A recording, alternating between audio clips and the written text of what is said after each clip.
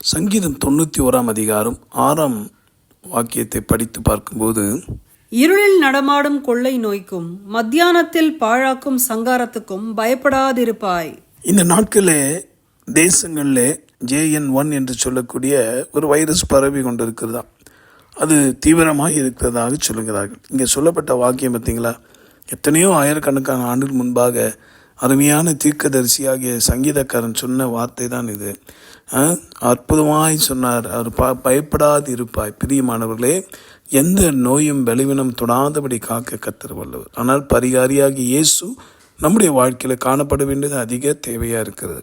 இந்த லோகத்தில் பார்க்குற அல்லது நான் எடுத்துக்கொள்கிற மருந்து மாத்திரை மருத்துவர்களுடைய ஆலோசனைகள் எல்லாம் தற்காலமாய் பயன்பட்டாலும் அவைகள் சில சமயம் சில நேரம் கூட இருக்கும். ஆனால் கர்த்தராகிய இயேசு கிறிஸ்துவின் வார்த்தையை வாசித்தது போல நீ பயப்படாது இருப்பாயினர். அதை நம்புறீங்களா? இந்த வார்த்தையை உங்கள் இருதயமாக பலகையில் எழுதி வைத்துக் கொள்ளுங்க.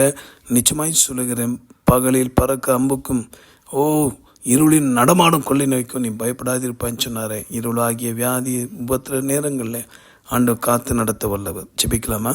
அன்புள்ள ஆண்டவரை, நம்பிக்கையோடு சேர்ந்து ஜெபிக்கிற யாவரையும் சுகமாக்கும் பாதுகாத்துக்கொள்ளும். எப்பேற்பட்ட JN1 சொல்லக்கூடிய இந்த வைரஸ் எங்கே பரவி இருந்தாலும் ஜனங்கள் உம்மை ஏற்றுக்கொள்ளவும் உம்முடைய பாதுகாப்புக்குள் வரவும் உதவி செய்யும். அந்த தீங்கு மறைய கர்த்தர் அருள் புரிய அற்புதம் செய்யும். இயேசு மூலமாக ஜெபிக்கிறோம் எங்கள் நல்ல பிதாவே, ஆமேன். அவருடைய தழும்புகளால் குணமடைவீர்கள் என்ற நம்பிக்கையோடு உங்களுக்காகவே திறப்பில் என்று ஜெபிக்கிற உங்கள் சகோதர மணியையர். God bless you.